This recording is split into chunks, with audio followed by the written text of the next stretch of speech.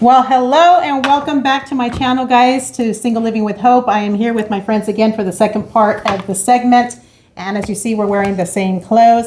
It's the same recording, same day. We just split it in half simply because of the questions, and we wanted to keep it limited to the time frame. So anyhow, we are going to continue with our questions, and we're going to say their names again just so that you are aware of who you are, rooting for on these. Yeah. Hi, I'm Steven. I'm everybody's friend. My name's Matt. My name is Fernando. I'm Debbie's friend. And that's Fernando's friend. Yeah. I guess we're friends. Yes, Everyone's we're friends. We're friends. Yeah. So, okay, we're going to continue with the questions. And this question is, what do you think is the key to a successful and long-term relationship? We'll start with you. Man, I didn't see that one on the list before. Jeez. Key to a successful, long-lasting relationship. Yes. I would say that I'm relearning that from church. I was married for 18 years and divorced. So I am divorced. So but I'm relearning it, and now I'm going back and even evaluating my marriage before. So I would say the keys that I've learned that I would employ in the next relationship would be more or less serving the other person and not being so concerned about my needs, but more concerned about her needs. And from what I understand, the best marriages out there that they say that actually is reciprocated, right? So you would think that, I'm going to be doing this for this other person, but I'm not going to be getting anything in return. What about me, right? But most people that I hear about, especially people that I respect, and you can see they serve without thinking of themselves, but then the other side does that themselves too. So it's like. And it comes naturally. Yeah, It yeah. comes naturally. So I would say that's probably the biggest thing that I would suggest. Yeah. Okay.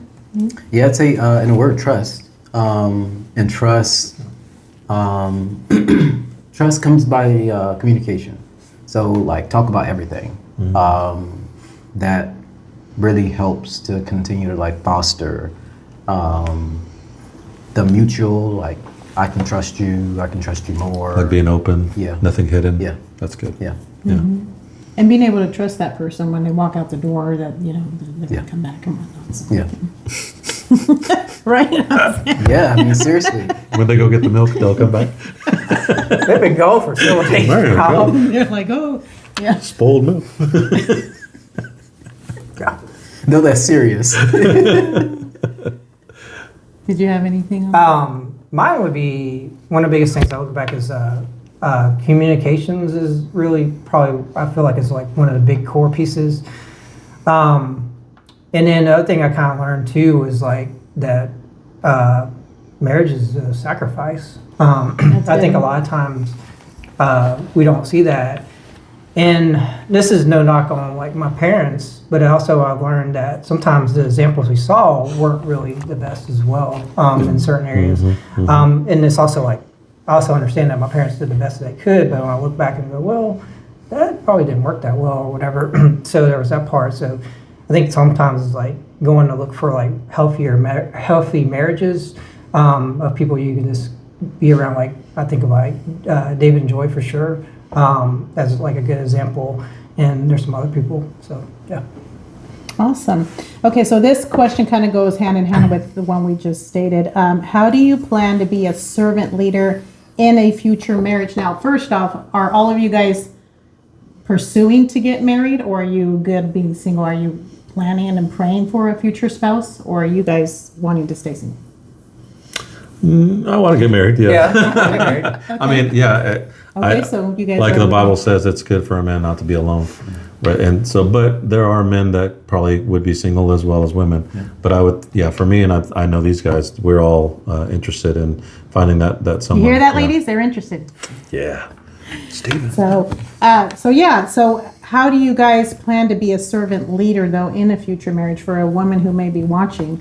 What is a trait that you would see yourself as being a servant for that future marriage? Talking about the trust, of course, that goes both ways. Being looking for someone who you can trust is one part, but then also being someone who's trustworthy is the other part. So doing the work that it takes to, develop the character trait of I do what I say I'm going to do.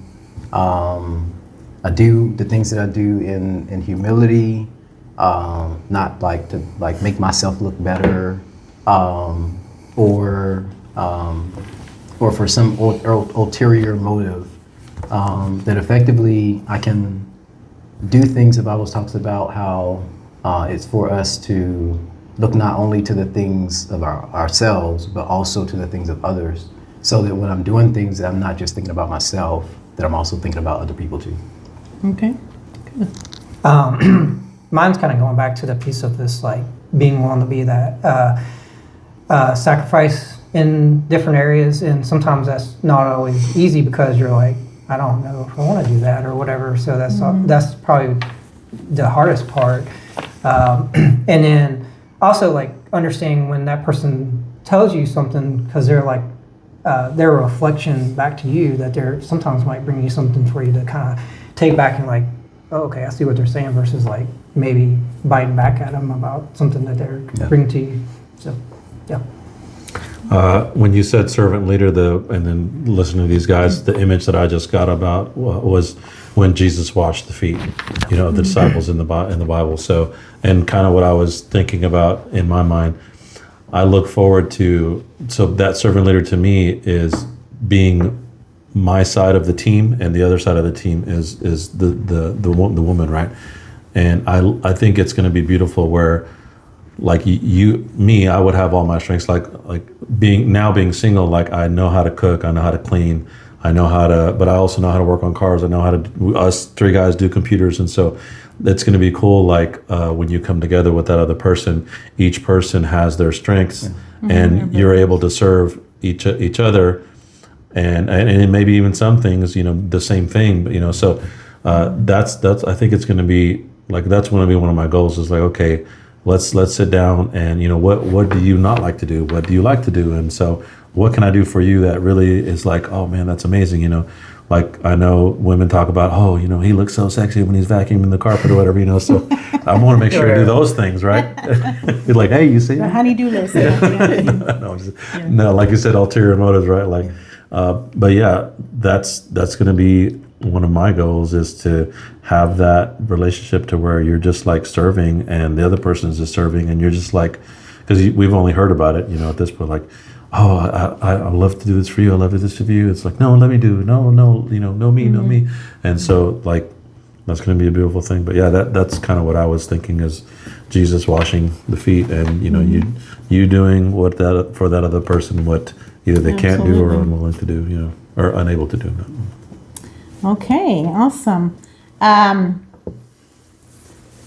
Did you learn things about yourself from your previous marriage that you can improve upon in your future relationship? For sure. Yes. For sure. The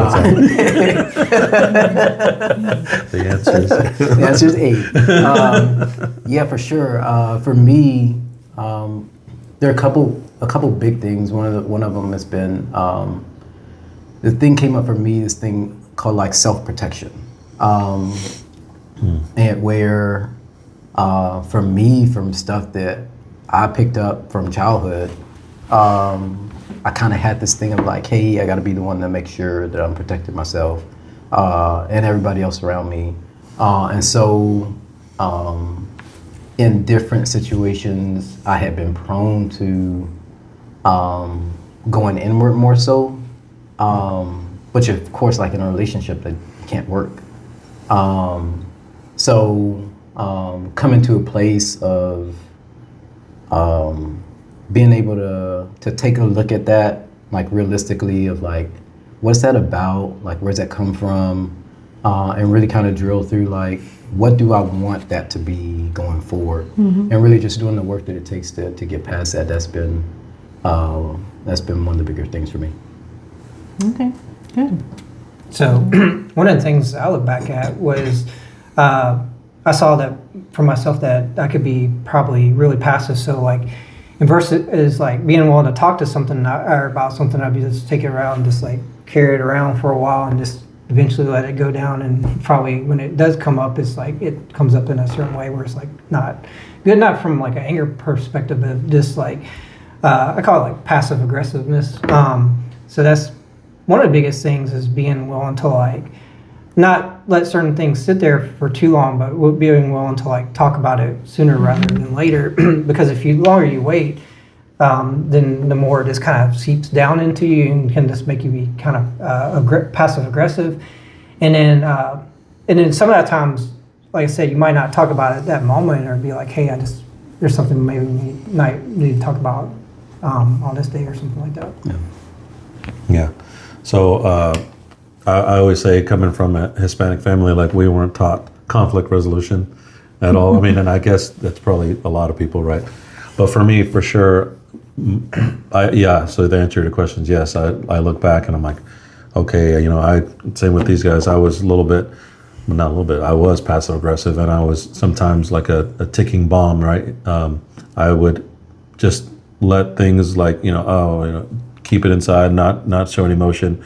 And then when a certain thing happened, it's like, you get upset with it.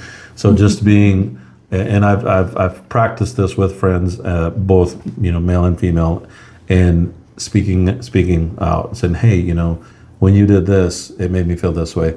And also working on how I say those things, not being upset, like, why'd you do that?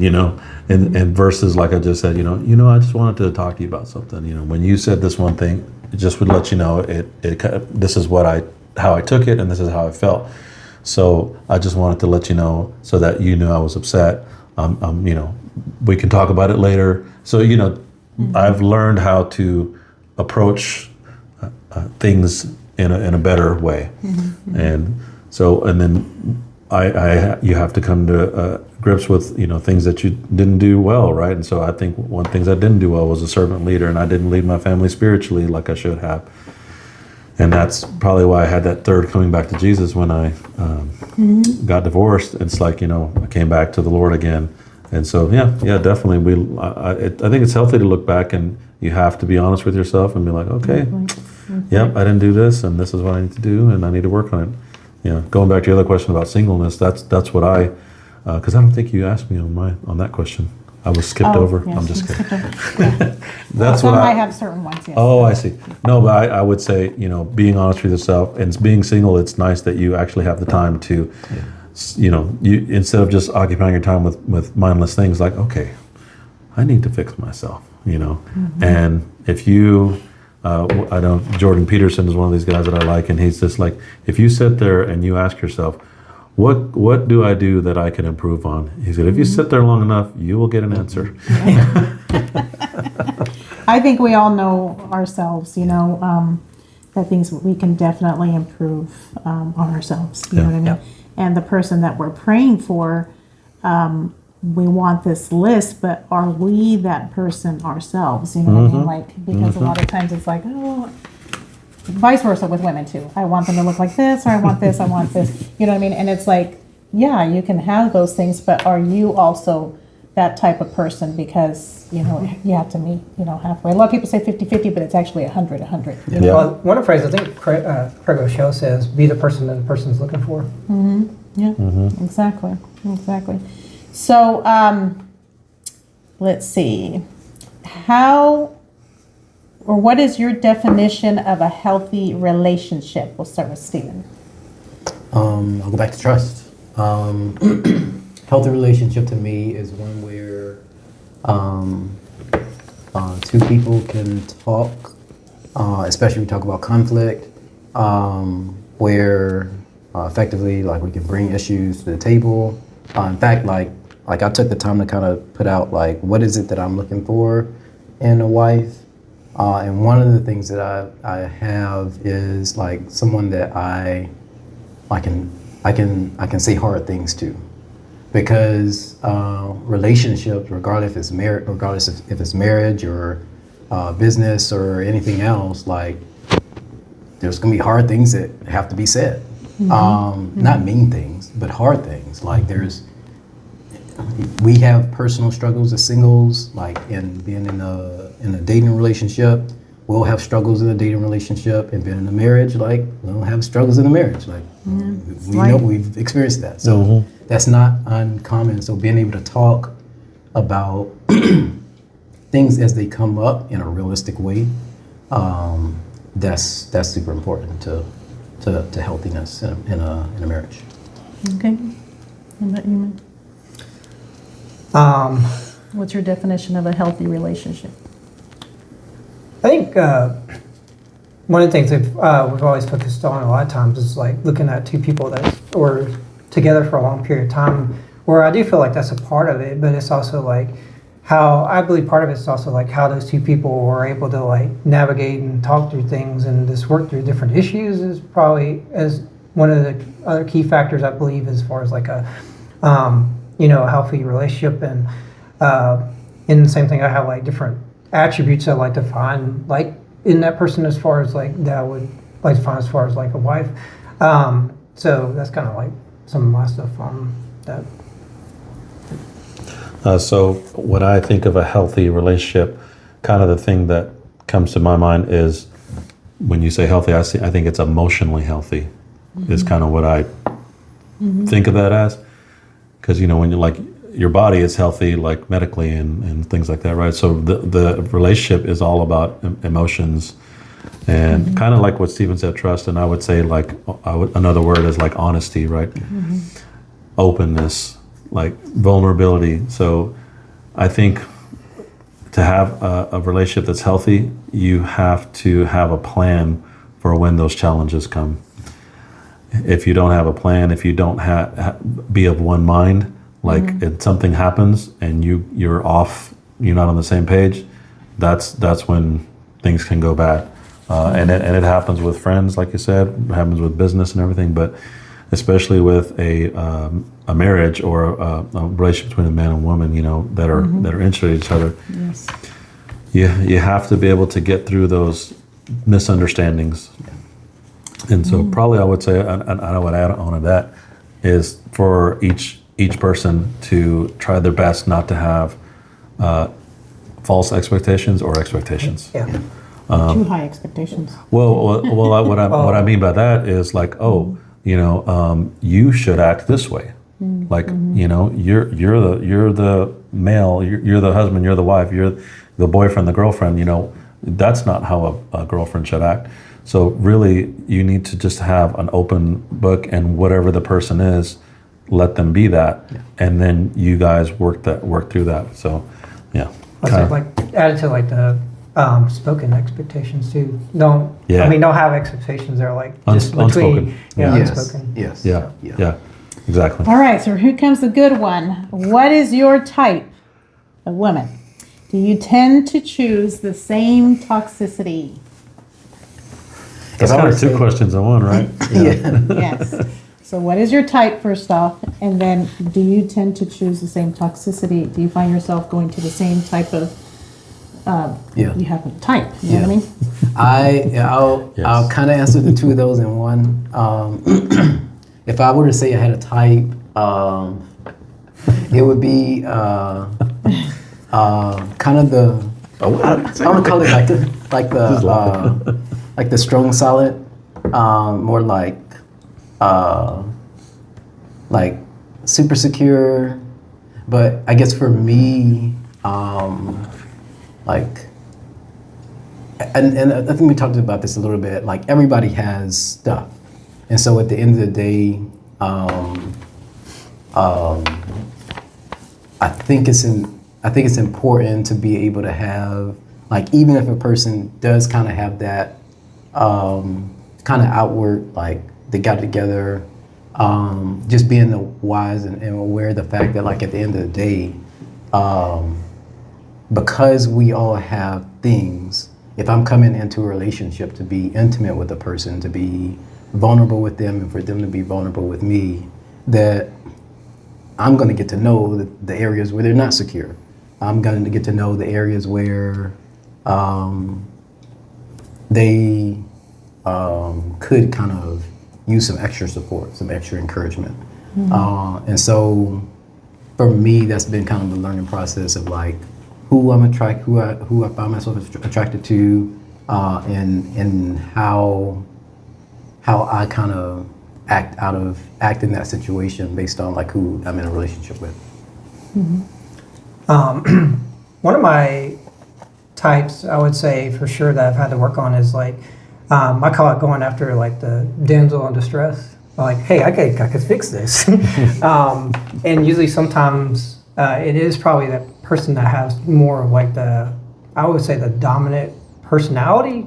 And that's not necessarily a bad thing. It's just like, I think sometimes the combination is where you kind of go, where it can kind of go array, I guess, a little bit.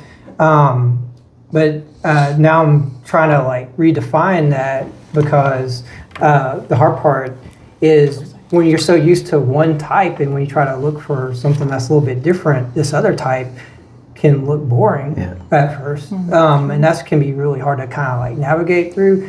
So like one of my biggest characteristics is somebody like that's kind of got more of like a more humbling personality that's kind of caring.